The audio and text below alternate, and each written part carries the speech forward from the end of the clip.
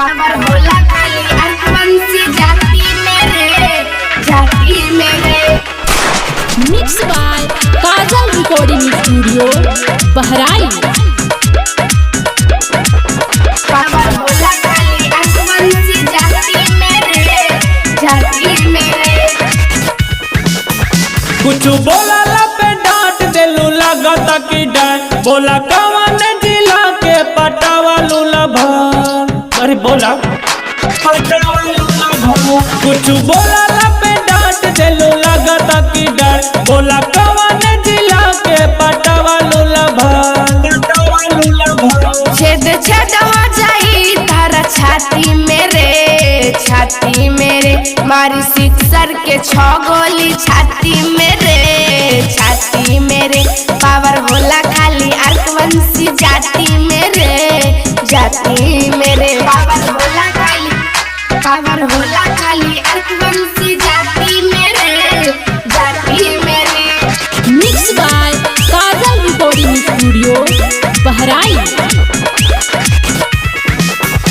अरे आजा ना मोरा अखबार में बाटे घमंड कौना यार में।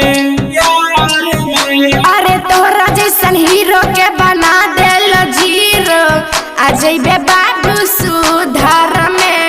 अच्छा इतना दम्बा। हाँ हो अरे आजा ना मोरा अखबार में बाटे घमंड कौना यार में। अरे तोहरा जैसन हीरो के बना देलू जीरो आ जइबे बाबू सुधार में। और सुना कबो भेंट करके देखा दिन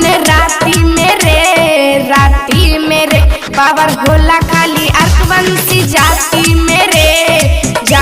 मेरे मारी सिक्सर के 6 गोली छाती मेरे पावर होला खाली अर्कवंशी जाति मेरे पावर होला खाली अर्कवंशी जाति मेरे mix by Kajal recording studio Bahraich. बुझा तो पीयूष राजा के तरई देखा दी है दीन के। अर्कवंशी के हम ताला भर बनवनी पीयूष राजा के छीन के बुझला। अच्छा बुझा तो पीयूष